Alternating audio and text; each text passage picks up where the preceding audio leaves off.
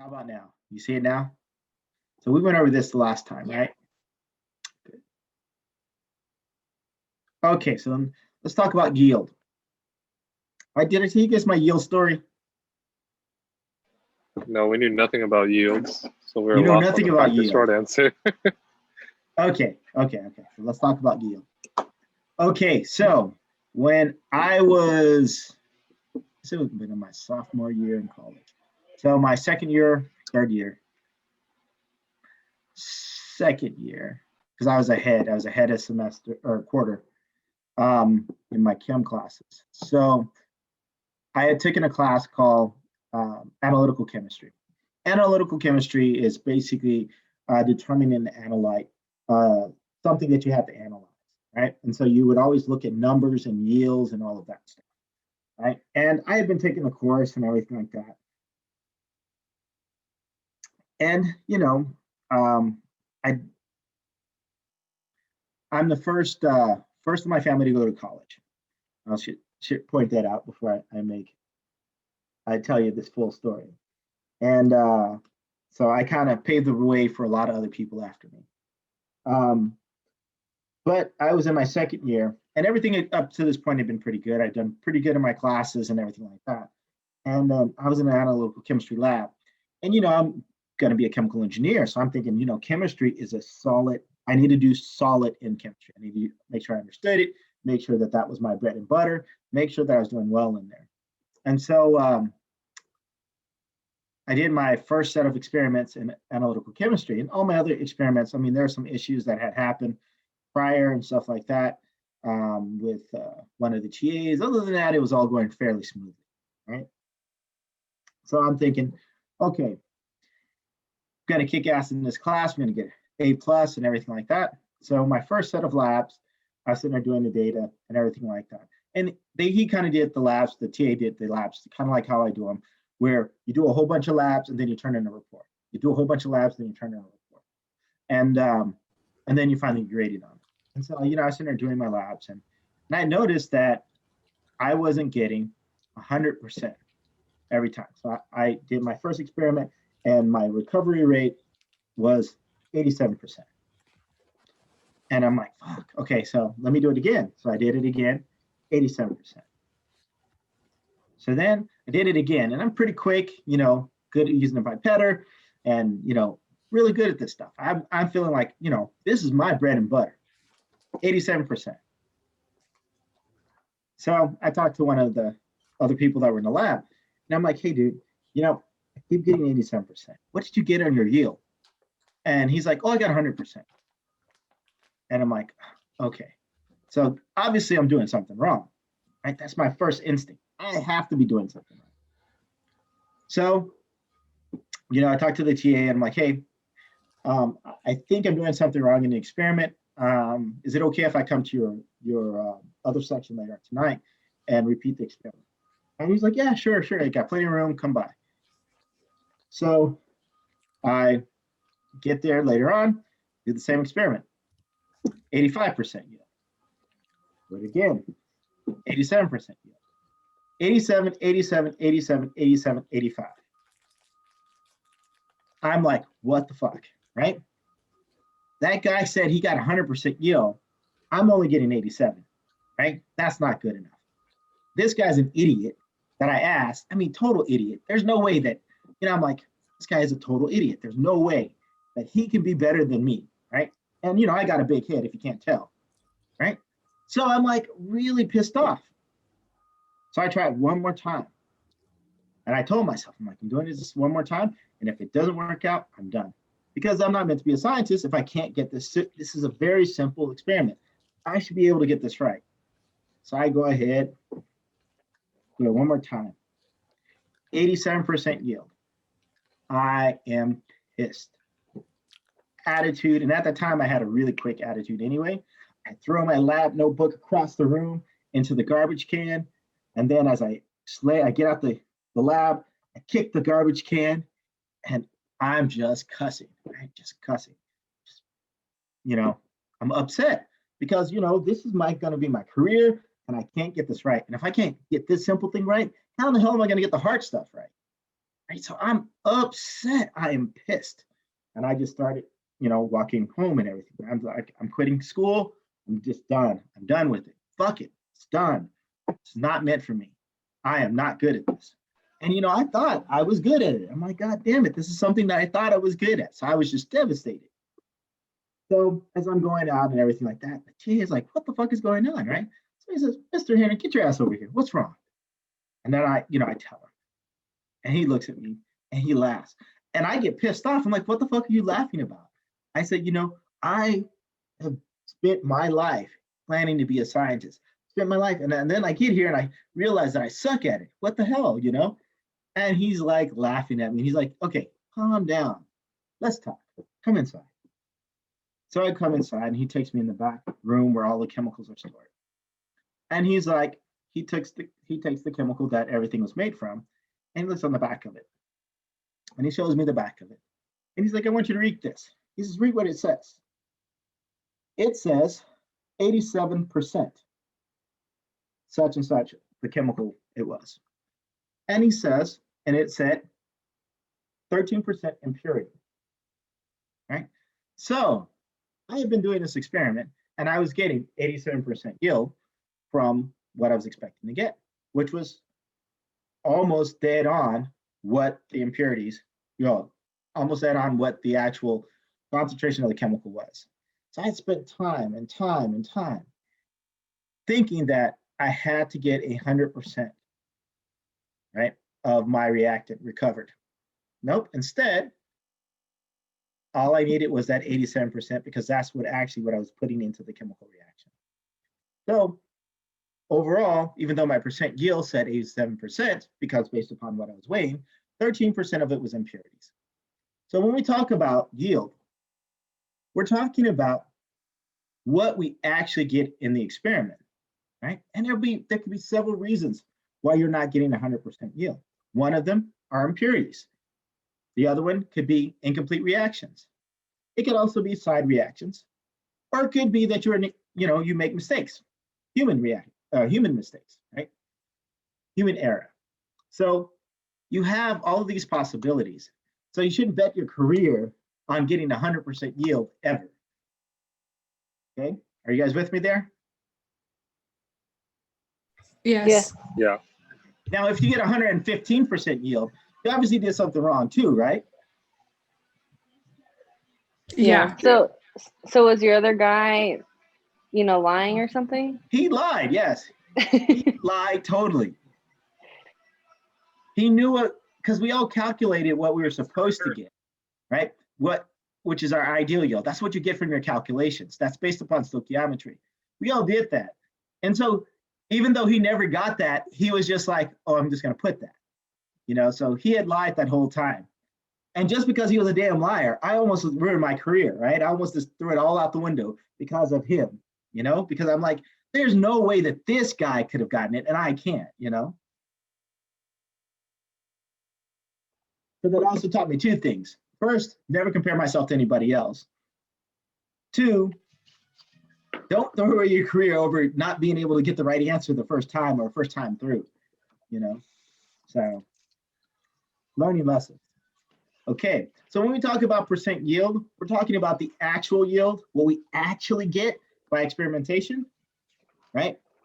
Or experience, and then the ideal yield, or what we call the theoretical yield. The theoretical yield or the ideal yield is what you're calculating through stoichiometry. Okay, you guys with me? Yeah. And we just multiply it by 100, and that gives us our percent yield. Okay, let's see how you guys do. A solution containing 3.18 grams of barium chloride is added to a second solution containing excess sodium sulfate. Barium sulfate precipitates.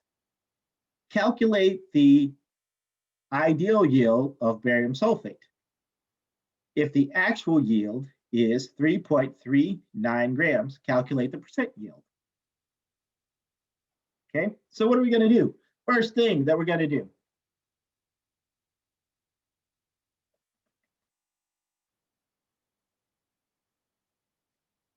You're going to write out your chemical formula. I'm going to write out my chemical formula. What is my chemical formula? Barium chloride.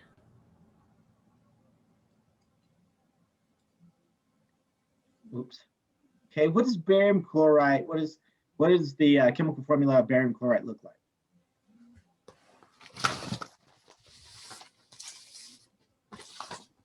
Obviously Ba, since I put that up there. BaCl2. Cl2. Okay, excellent. Okay, so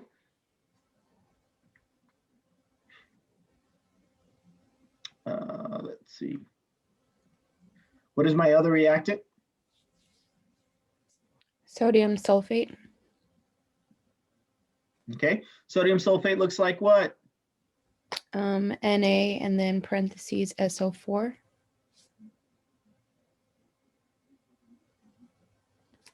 Is that balanced? No. It's Na2SO4. Na2SO4.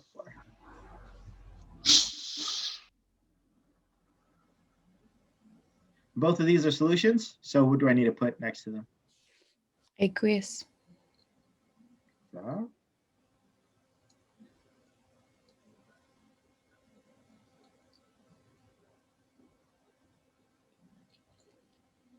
And what are we going to make?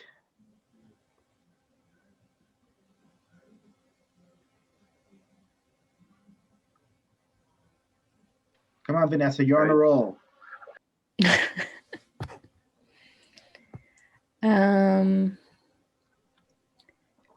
We're going to make barium. So is it Ba? What is that? Ba2SO4. Is it Ba2? BaSO4 2. Ba. Are you sure? What is the charge on sulfate? Kevin, charge on sulfate. Oh, they cancel out. That's right. They cancel out perfect. So it'll be BaSO4. Okay? And then sodium chloride. And sodium chloride. And then is that sodium chloride, is that aqueous or solid or liquid or gas or?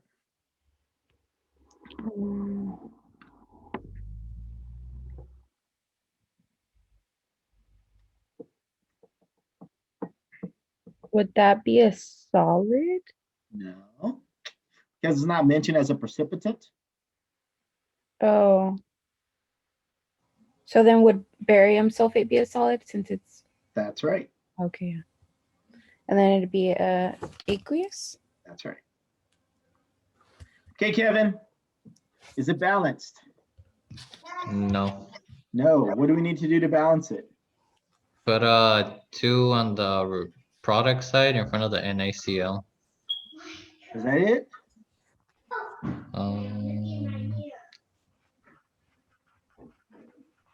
Yeah, this should be it. Are you sure? I'm just messing with you. Yes, that's it. I see how it is. To keep you on your toes, keep you honest, right? Then we gotta keep you on your toes about grading too. Yes, you do. Yes, you do. I am behind. I am behind. I'm trying to catch up this. I'm doing it. I'm doing it as we speak right now. Actually, not as we speak, but I'm doing it. Okay, so barium chloride, right, plus sodium sulfate yields barium sulfate and sodium chloride. Okay, so we have this beautiful equation. It looks beautiful. It's balanced. It's working perfectly. What do we need to do next? How do we calculate the ideal yield for barium sulfate? So barium chloride is 3.18 grams. Okay.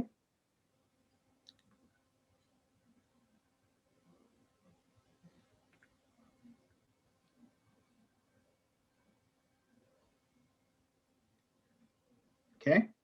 So we have 3.18 grams of barium chloride. What can we do with it? Jason, you've been quiet. What's going on? just listening, at work. But I'm on Okay. lunch, so. Okay. Then we get the formula mass for BaCl2. Okay, The so what bottom? is the formula mass for BaCl2? Let me calculate that real quick.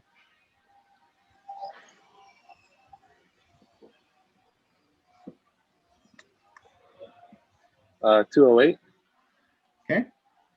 Ba was 137.3. And Cl2, or 2Cl, that's 35.45 times 2. And you said we get a total of 108.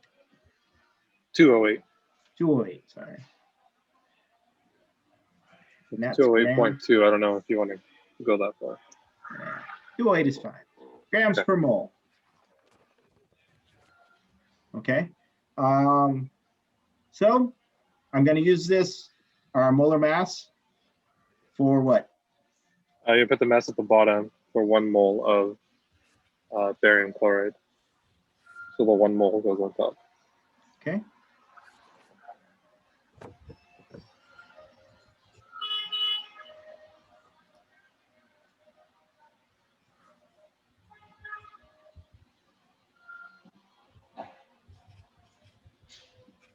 Okay, what is going to be my next step?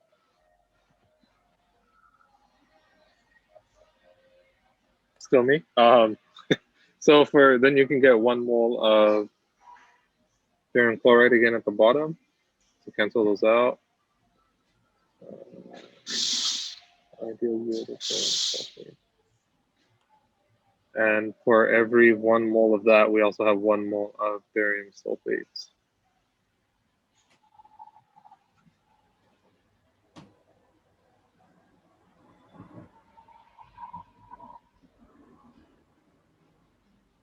Okay, David, you gonna take us home?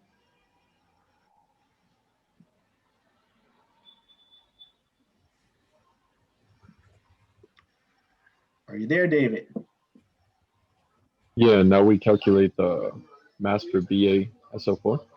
Okay, so what is the mass for BaSO4?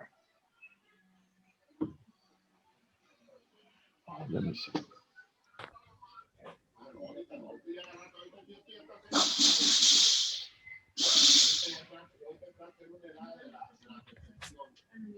$233.4. You said 233.4? Yes. Okay.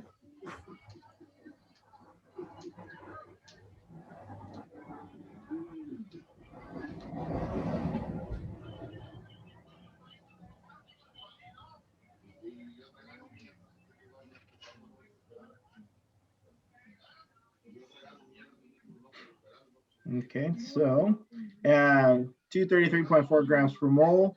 How am I going to use this?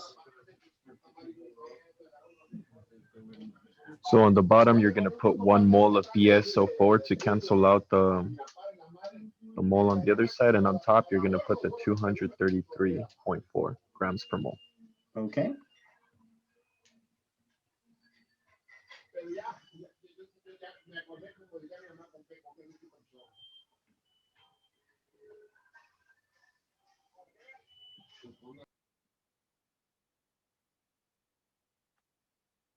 Okay, and what do we end up with?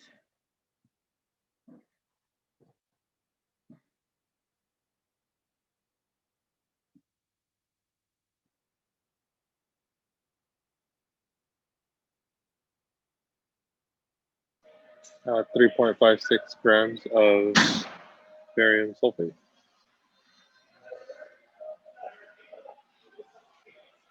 You said 3.56?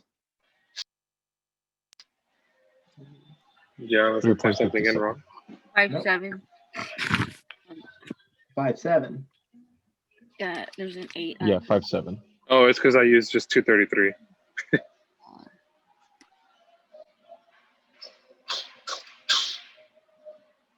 Okay. So 3.57 grams of barium sulfate. So that's going to be our ideal yield. So that's what we're, that under perfect situations, that is what we're going to get. But we know that actually we have 3.37 grams. So how do I calculate the percent yield?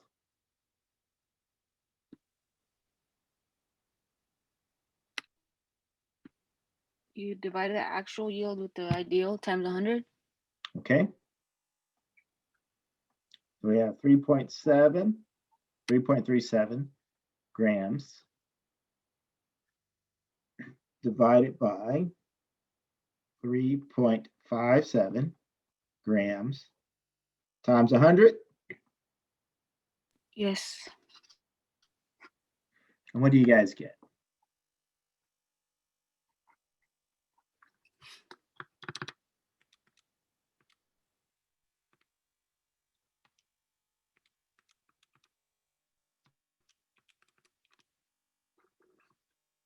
$94.4. Piece of cake? No, I have a question. Why did you go from 1 mole of BaCl2 to 1 mole of BaSO4? Is it because it Because has if we barium? look at the coefficients in front of the barium chloride to barium sulfate, Mhm. what is it? What is the coefficient? 1? 1, right? So I go from 1 mole. So then that allows me to get rid of the barium chloride, and then I can figure out how much barium sulfate I'm making, 1 to 1. So we use the chemical Oh. equation to do the mole to mole ratio. Oh, I see. I didn't even read the question where it says that we were looking for barium sulfate. Also for the percentage of yield, wouldn't the actual yield be at the bottom and then the calculated yield be at the top? Nope. No? The ideal yield is going to be at the bottom because the ideal yield is going to be the max you're going to get, right? Oh, I get it. Oh, sorry. So That's right. actual, okay. Thanks. So actual yield is going to be on top. The theoretical or the ideal yield is going to be at the bottom. All right, so I'll just write it down like that. So actual yield at the top and then the ideal yield at the bottom. Doesn't that make sense, right? Because the only way that you're going to get 100% is if you get exactly that amount that you've calculated, right? So ideal is what we calculate. Yep. That's right. Okay. So calculated amount. Okay, thank you. And so you know that you've done something wrong. Obviously, if your experiment gives you, 200% yield, that's a serious problem, right? Mm-hmm. Then you may go through the same thought process that I went through. I give up. That's the thought process I get when I think about your exams. Hey, but you guys haven't given up. You guys are the elite. You're Barely. making it through, right? Barely. It's because we didn't notice that we had to drop by a certain time. No, just kidding. That's funny. Okay, so here's another question. It says a solid sodium nitrate decomposes into solid sodium nitrite and oxygen gas upon heating. One set reaction conditions gives a 95% yield.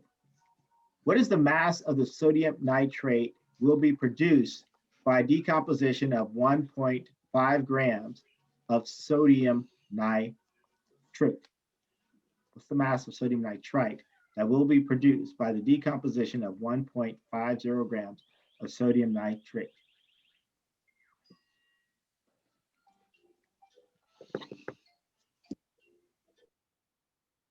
What are we going to do?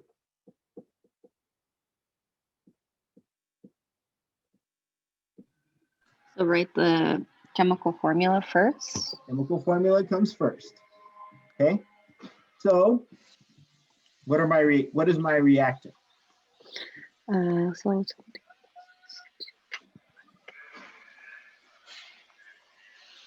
Sodium nitrate. Okay, what does that look like? Na. Nitrate. Let me go get my polyatomic table. I always get it wrong.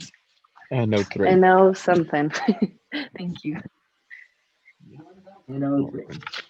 Okay, Solid, liquid, gas, or aqueous? Solid. Solid. Solid. What we're making? Sodium nitrite, which is Na and then NO2. And then balance, just Na and O2. Then it's a solid. Solid, okay. And what else are we Yeah. making? O2. Okay, and that's a solid, liquid, gas, or aqueous. Gas. Okay, is this balanced? No. What do I need to do to balance it?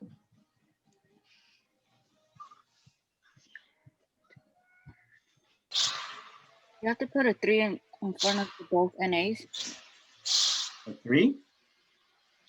or in the Are you sure? A 3? No, A no. 2. Okay, a 2? Okay, so if And I put then a 2 here, then, let's see. Na. 2 times. Wouldn't it be a 4 and a 3 on the other two? You said a 4? A Mhm. 4 and a 3 where? Okay, so there's 4 oxygen. A 3 in front of NaNO2 and a 3 in front of O2 and then a 4 in front of NaNO3. Okay, And hold you on, guys hold do on. that real quick. You This said takes a me a long 3, time. a 3 here, and you said a 3 here, and a 4 here? Does that quite add up? I have No. 9. I can't really see because my thing's lagging. It's lagging.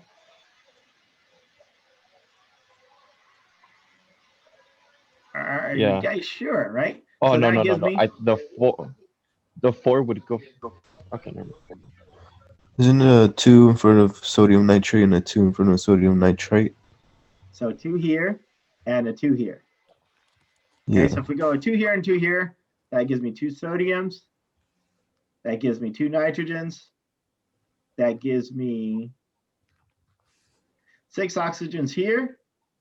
2 times 2, that's Yeah. 4 plus 4. 2, that's 6.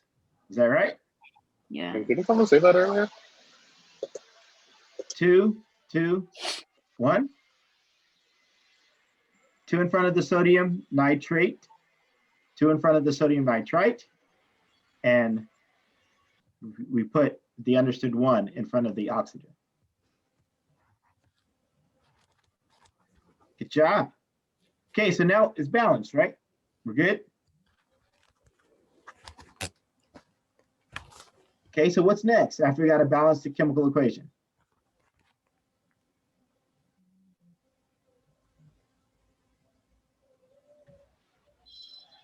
Now we start calculating our ideal yield. Okay, so how do we calculate our ideal yield? We can start with 1.50 grams of sodium nitrate. 1.50 grams of sodium nitrate.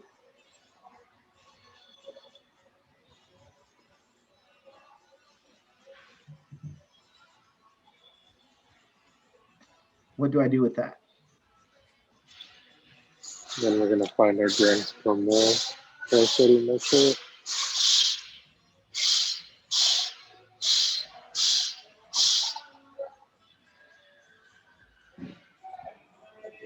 Okay, so I have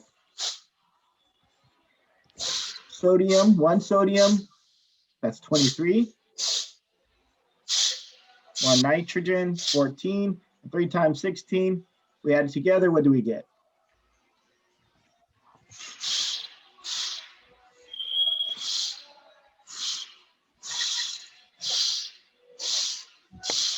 $85.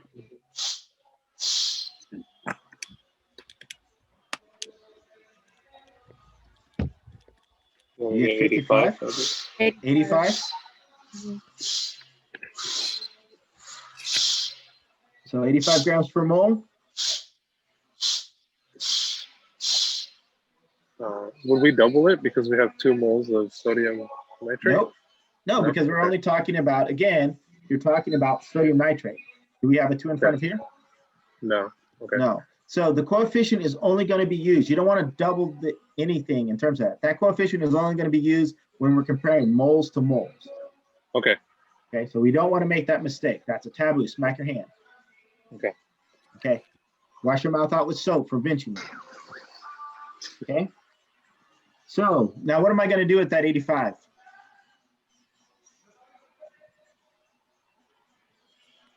You put it at the bottom. 85 Bottom. grams of sodium nitrate per 1 mole of sodium nitrate.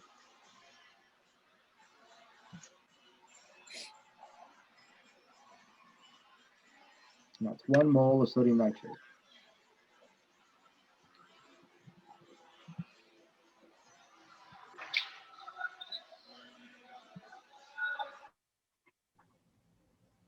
Okay, so then what am I going to do?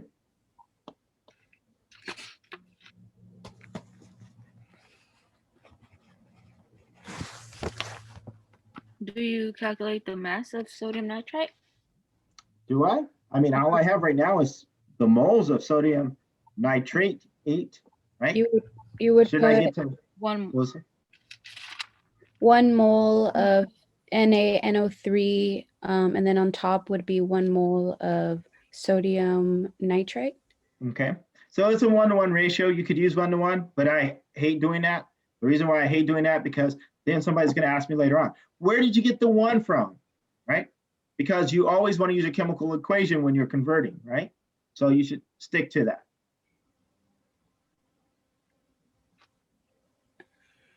So we have 2 moles. Oh, Because when we do stoichiometry, when we're going from 1 mole of one thing or a number of mole of one thing to the other, we want to use that chemical equation.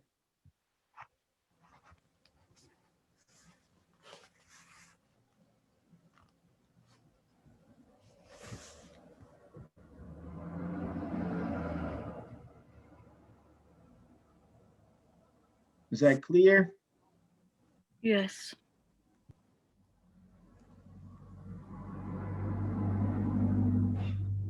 Okay, now I think it was Cheyenne. Cheyenne, you were saying, what do we do next? Or was it someone else? That was me. Calculate the mass for Calculate the mass. Okay, so if we calculate the mass of nitrite, nitrite. we know that is 85 minus 16.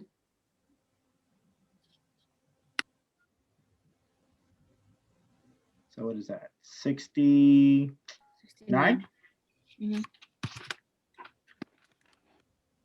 Okay. So what am I going to do with that? 69 grams per mole. Put in the bottom. Am I going to put it in the bottom? 69 grams. Is that going to cancel out my moles up here? No, these cancel out. Is that going to cancel out? So am I going to do that?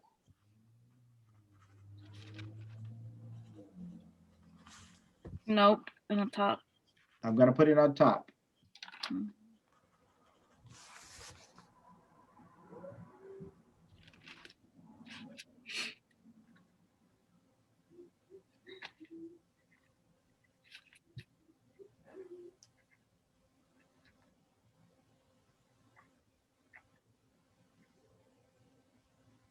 And so I have my 1 mole on the bottom.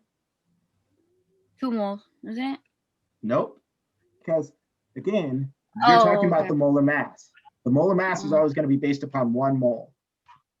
Wash your mouth out with soap, spank your hand.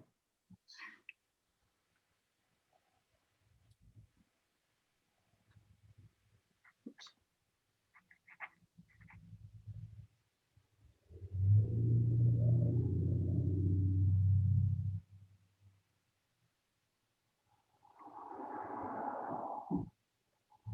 Okay, what do you guys get?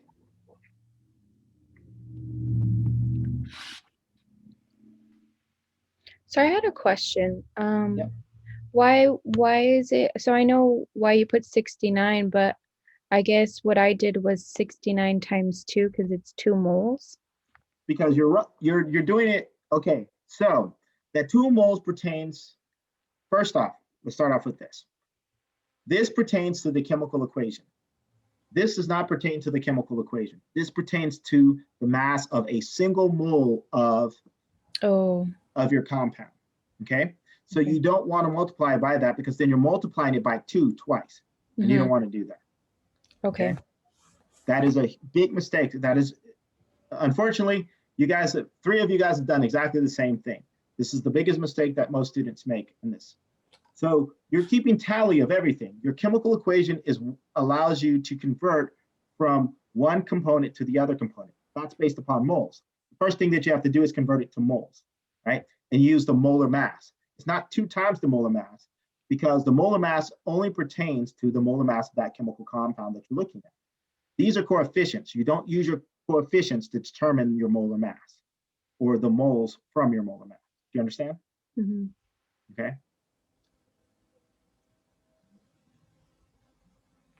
Okay, so now wash your mouth out with soap and spank your hands. Okay, who's the next person to wash out their mouth with soap and spank their hands? Anyone else? Good. But do you understand what I'm getting at, right? Yeah.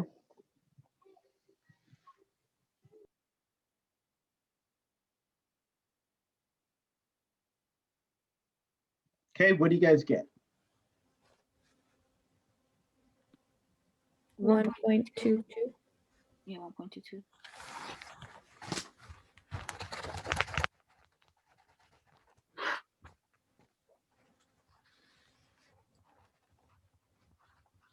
So, is this my actual or is this my theoretical or ideal? Oops, Ideal. it's my ideal. Okay, so then the rest of the question says, what is going to be the actual mass that we're going to be producing? How do I calculate that? If I know that I get 95% yield with these conditions.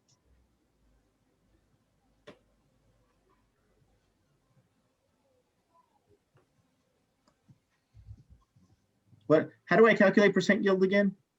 Can somebody help me? Actual over ideal times 100. So you said actual over ideal times 100. And that equals my percent yield. And I know my percent yield is for this reaction is going to equal to what? 95. 95%. And I know my ideal is 1.22. So we're solving for the actual. so then we'll solve for the actual.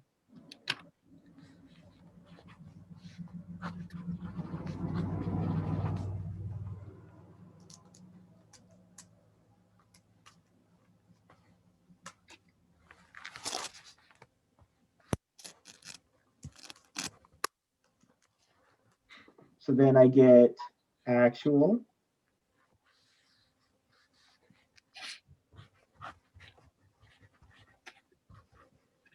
equals 1.22 times 95 divided by 100.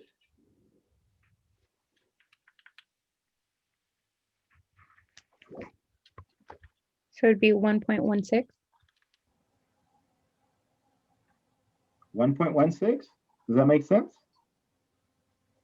Oh, what I did is I divided the 100 on both sides, and then I times by 1.22.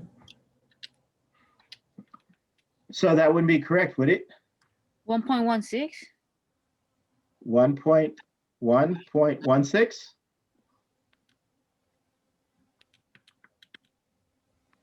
Did you say 1.16 or did you say 1.6? No, I said 1.16. Okay, my bad. So that would be correct, right? Less than, we'd expect it to be less than the actual. 1.16. Sounds good to me. Okay.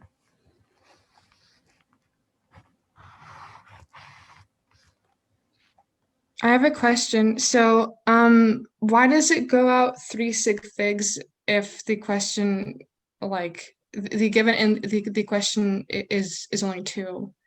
You're right. It's 95%, right? That's what you're Mhm. making reference to. So in Mhm. theory, it should be 1.2, right? So if we went with the correct amount of sig figs. Okay. Good eye.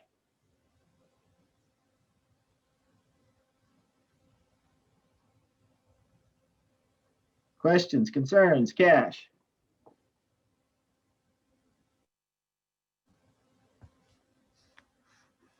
Okay, perfect.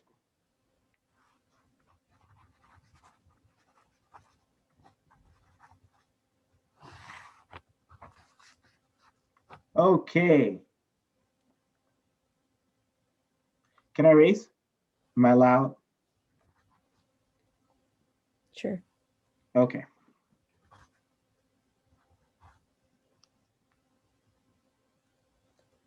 Okay. So, how many of you guys like cheese sandwiches?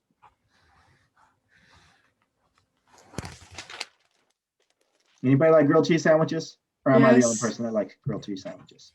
Yeah. That's what I'm gonna have for dinner today. Grilled cheese. Sounds delicious with tomato soup. Yes, that's exactly what I'm gonna have. Okay, so you guys know how to make a grilled cheese sandwich? Yeah. How do you make your grilled cheese sandwich? Well, I like using sourdough bread, and then I just put the deli slices of like cheddar cheese in there, and then I Okay, slather it with butter. okay. So how many pieces of bread? Uh, well, one on either side, like with a normal sandwich. So are you telling me you use 2 pieces of bread? Yeah. Okay, so you said 2 pieces of bread. 2 pieces of bread. And let's assume you got really big chunks of your deli slices. So 1 cheese, Mm-hmm. would that be fair? Yeah, sure. Okay. And then that's gonna make our 1 sandwich.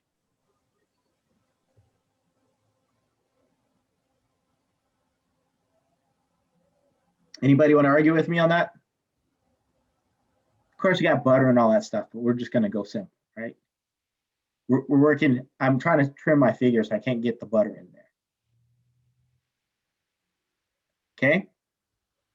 Questions, concerns? Everybody agrees? Totally. Yeah. Okay, good. Yeah. Okay, so let's say we're having a party, right? And I'm feeding everybody grilled cheese sandwiches. Everybody's gonna get 1 sandwich. Okay? So let's say I have 12 slices of cheese. They're high end, they're fancy cheese, 12 slices, thick. Okay. And I have 28 slices of bread.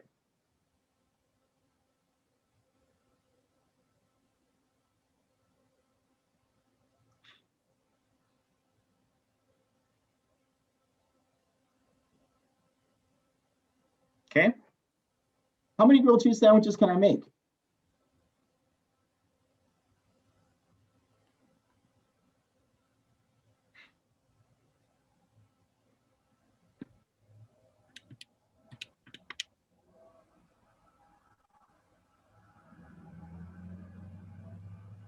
Well, 12.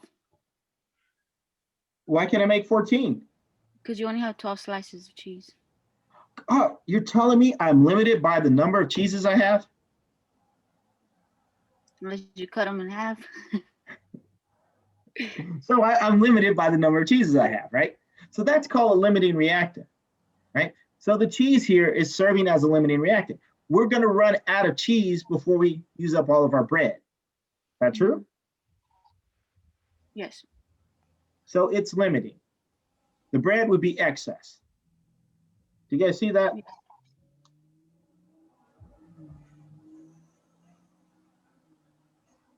Kristen, you see that? Yes, sir. Okay, good. Okay, so it's pretty simple, right? Not too hard. So the limiting reactant is going to be the one that's going to be used up first. The one that's in excess is going to be the one that's remaining. So if you're given two quantities for each of your reactants, one for each of your reactants, you know that it's probably a limiting reactant problem. Make sense? Yeah. 28 slices of cheese, 28 slices of bread.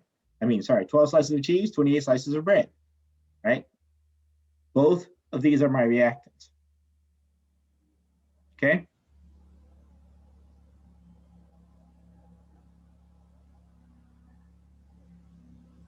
Okay, so in terms of chemistry, right? So if I have 3 molecules of carbon dioxide and I have of carbon, and I have 2 molecules of oxygen, right? How many carbon dioxides can I make?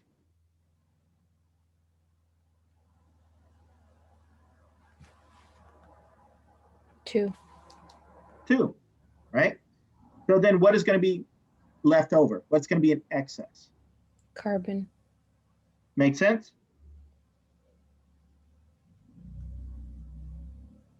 Anybody not get it? Good. Well, what'd you do with the leftover carbon for the formula? It's left over. You're not going to do anything for the formula. The chemical reaction is based upon the chemical reaction, right? You just have something else left over. Do you understand? So it's not going to react. Oh, so we don't put it in. Yeah. So it's excess. It's extra, you know? Okay. Okay. Questions, concern, Cash. So when we're sitting there thinking about it, right? You asked the perfect question. So what happens to that other carbon? Well, nothing happens to it. There's nothing to react with it. So it's going to be unreacted. So it's just going to be left over. You guys remember doing the experiment with the gas, the balloons, right? I don't think Yeah. we did. Oh. You guys didn't do that? Yeah, Which we did. Well, Okay, I you did. The balloons. It was the one Yeah. with the water bottle, vinegar, Baking and soda? baking soda. Yep. Okay, so you remember the very first ones, the ones where we only used a little bit of baking soda? Was there anything left over at the bottom? Did you see any of the powder at the bottom for the very No. first, right? You guys didn't see anything in the bottom, right? And No. then as we put more and more baking soda in there, right, you start seeing some of it left over at the bottom. Did you guys see that? Or was Yeah. it just me? No, there was.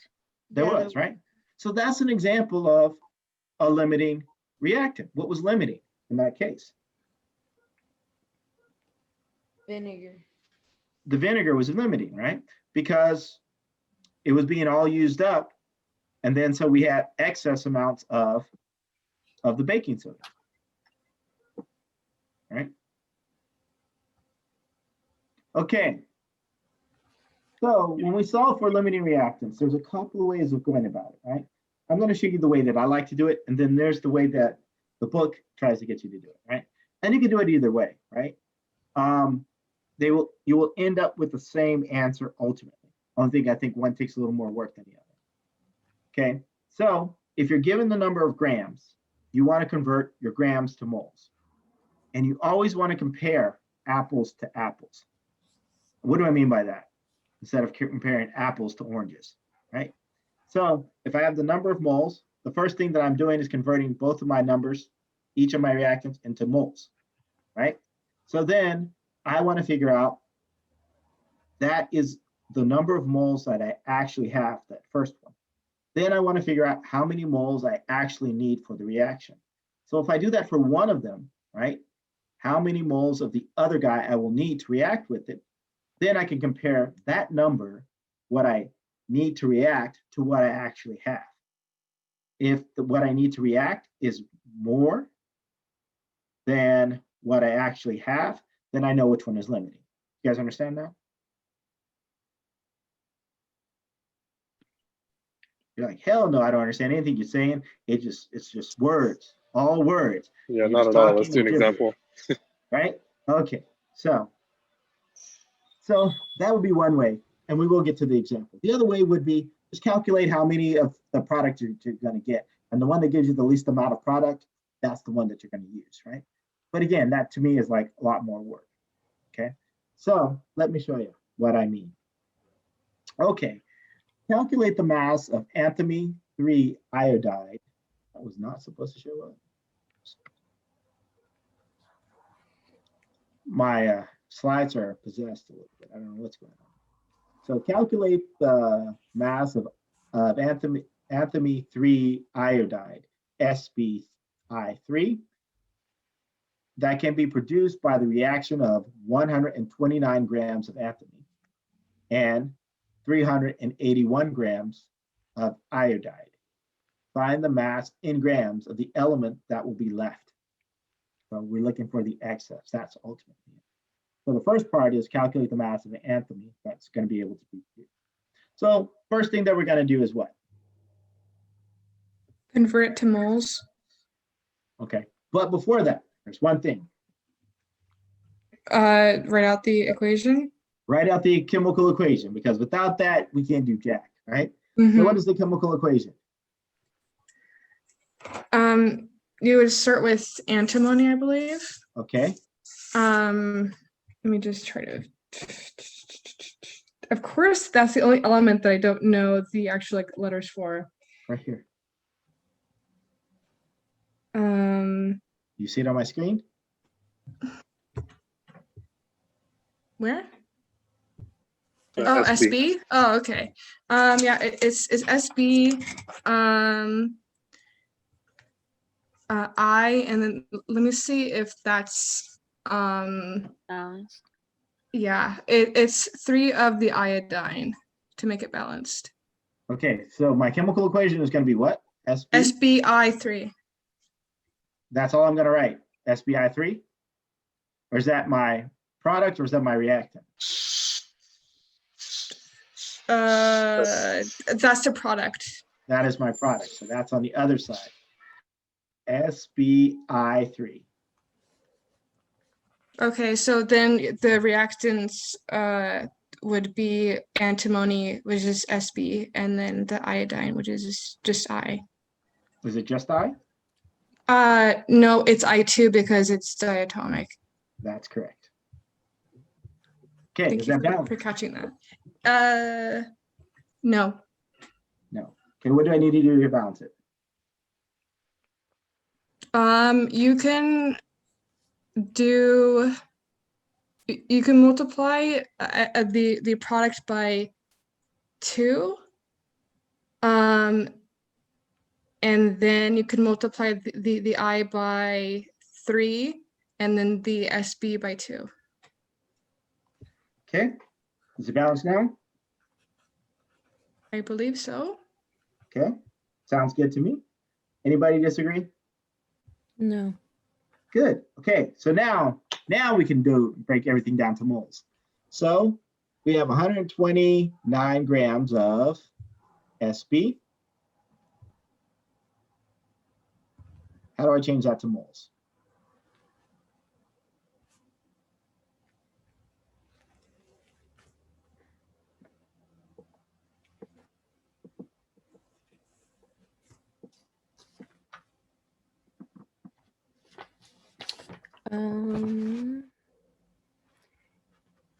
SB is 122 grams. 122. Grams of SB for 1 mole of SB. Okay.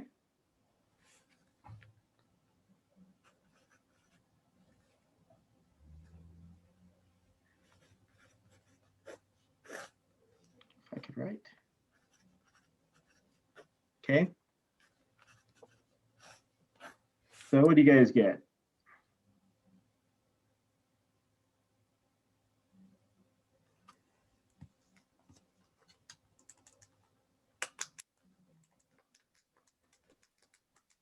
Oh yeah. 106.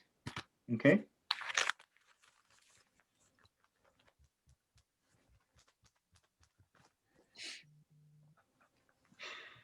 Okay, so that's 1.06 of SB.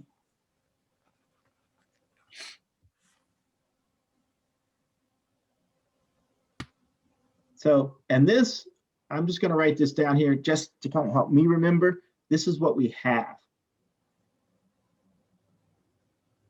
SB half.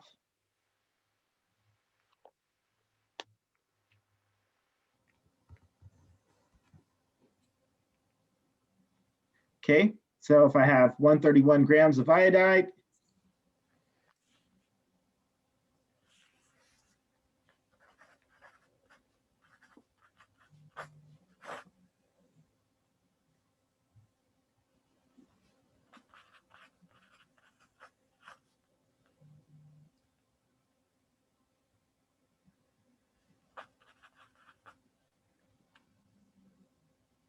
okay, what am I going to do with that?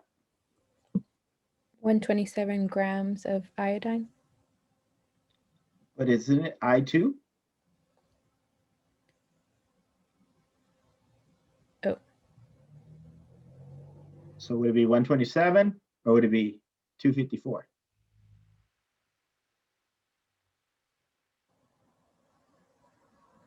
Yeah, 254.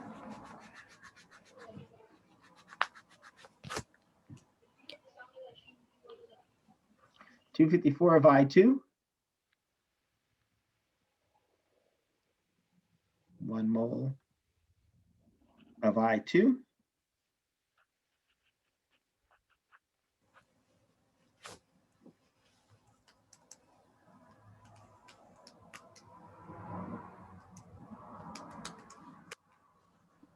It's 1.5.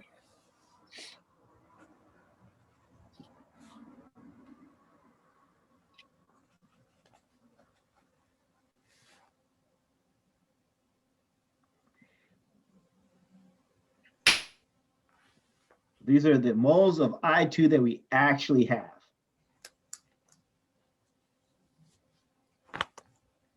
Okay, so if I could use that 1.6, make it in green. Can I calculate the moles of iodine I would need to react with the number of moles of antimony I actually have. Can I do that? Alberto, are you there? Yeah, so would it be 2 moles of antimine by 2 moles of antimine 3 iodide? But if I want to look at the iodide, how would I do that? So I have moles of antimony, and if I just want to look at the iodide itself. Oh, it'd be 2 moles of antimine, but Okay. 2 moles of antimony on the bottom, because then that would cancel out my moles of antimony. yeah, Okay. And then on top, it would be what? 3 moles of iodine. That's right.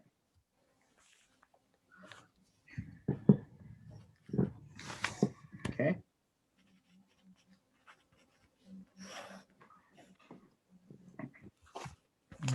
Mm-hmm.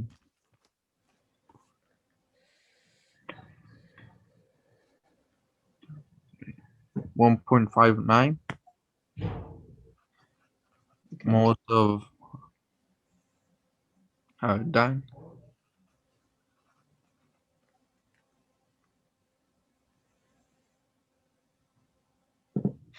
Okay, so this is what I would need.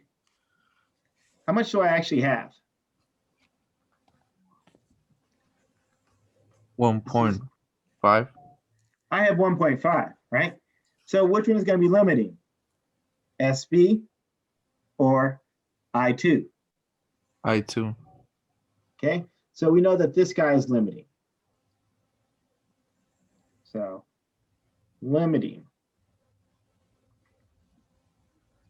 So that means that we're going to run out of this guy first. So we want to make sure that we use this guy to calculate how much SB we're going to make. So what Alberto was saying when he was trying to give me the SBI3, that's what he would do here. Okay, you want to finish that up, Alberto, since give you the glory, Oh yeah. since you're going to be the superstar. I don't think I heard something. So the 1.50 is the limiting one because it's just less than 1.59. Yeah, because Okay. the 1.59 is what we would need to react completely with the SB. Oh, understand and we don't have enough of it. That is correct. Yeah. Okay. That So makes for sense. the limiting, you use whatever is limiting with the actual with the final product. That's right. Doesn't that make sense, right? Because we used the cheese. We ran out of cheese first, right? Because you're Yeah. going to run out of your limiting before you're going to run out your excess. Doesn't that make sense? Mm-hmm. So why did we do 1.06 instead of 1.50 Says fine. to do your moles? Yeah, to find Could have which done- one is limiting. You could have done on either one, but I chose to go with the one on top. Right? Do you understand? So I could have figured out the number of moles of iodine and how much SB I would need to react with that. Oh, So I could have gone either way, right? Remember I told you there's multiple ways of getting to the same point? But I started with the one on top. And then by looking at the one on top, I'm able to determine it. Or I could have done the work on the bottom. I And could have just determined it that way. swapped them, right? Yep. Yeah, Oh. so you just, because you're always going to look at what you need to react and what you actually have, right? So this is what you actually have. I have 1.50 moles of iodine, and I have 1.06 moles of antimony. That's what I actually have. Mm-hmm.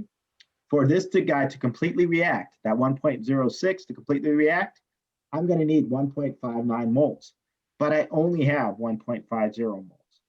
Mm. You see that? Mm-hmm. Okay, now I know that guy's going to run out first. So if I'm going to calculate how much I can actually really produce of the SBI, I'm going to have to use what's going to run out first, right? My limiting reagent. So you're going to help me with this? So if I want to calculate how much Si3 I'm going to make, what am I going to use? Would you do the 3 moles of I2 at the bottom? 3 moles of I2 at the bottom. Okay. And then over 2 moles of SB at the top. Okay.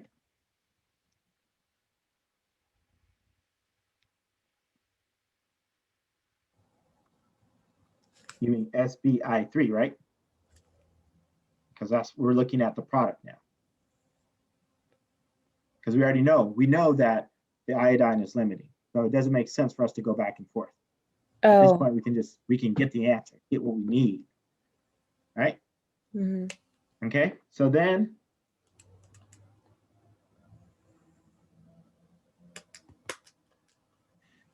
what are we going to end up with? 1.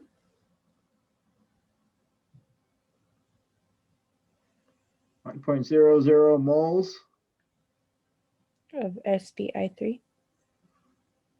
Of SBI3. Oh, we need to calculate the mass. I'm getting lazy. So how would we calculate the mass of SBI3?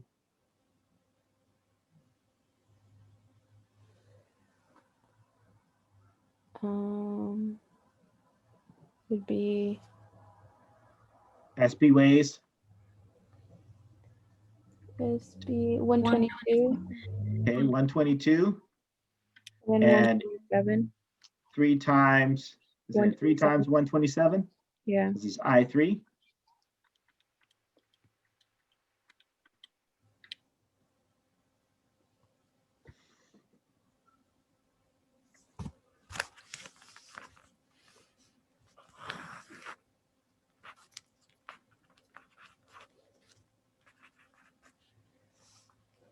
I got 503.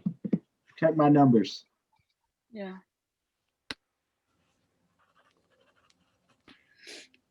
Good.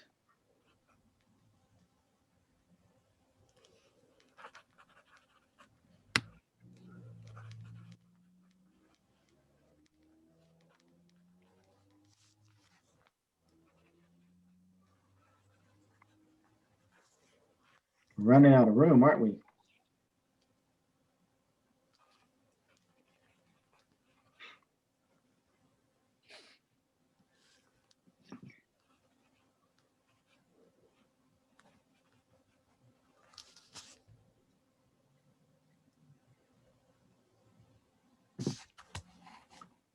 So that's what I get.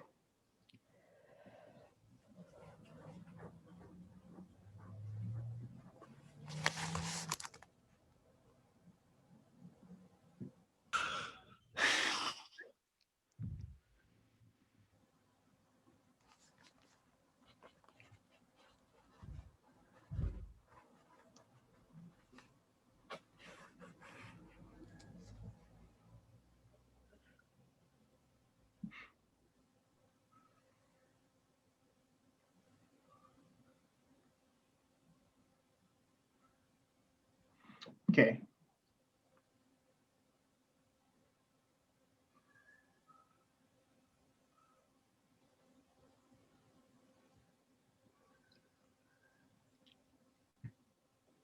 Okay, any questions so far?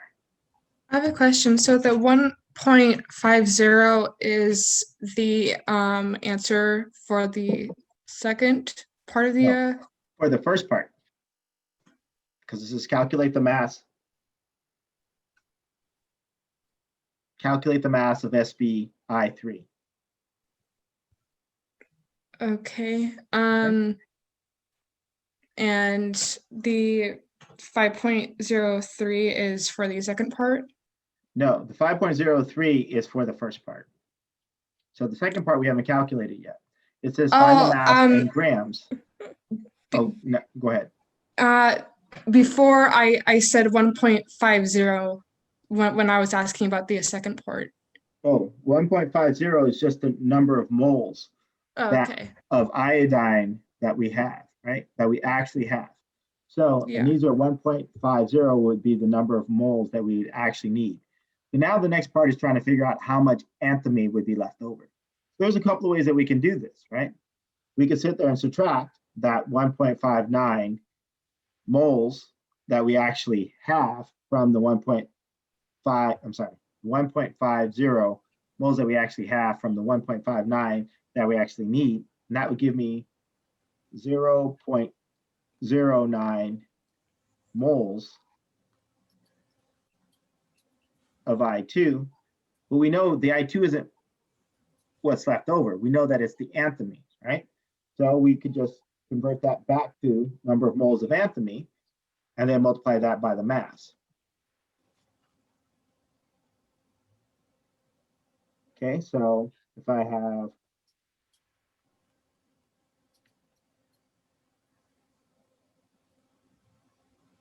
based upon my chemical equation, 3 moles of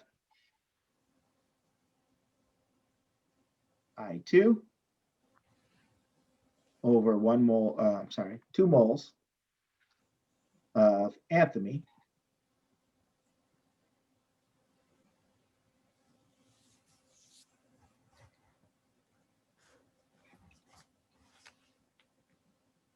Let's see if I'm moving this over a little bit. Oops.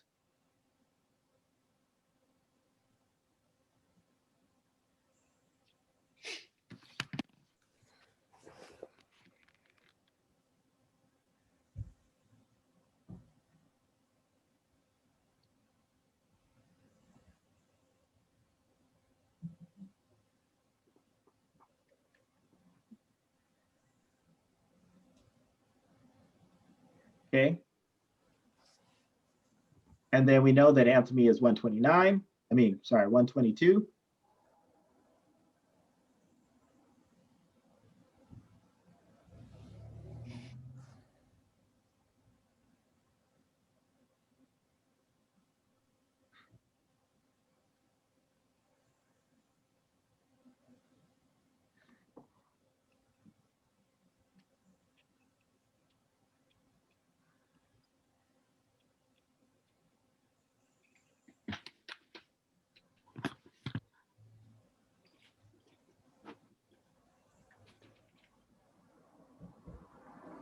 7.32 grams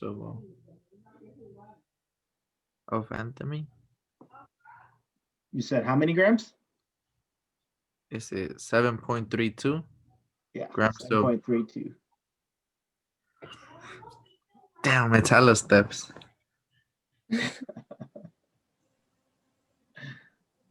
Okay, and that would give us the answer towards the second part of the problem. Oh. And that's just for one problem? That was just, yeah, that's just one problem. Limiting reactant problems they're typically long, you know. So it's supposed to be 732 grams SB. Yep. Okay. And if we did sig figs, it would be what? Yeah, it would be 7 grams. You know, sig figs. Yeah. Piece of cake? No.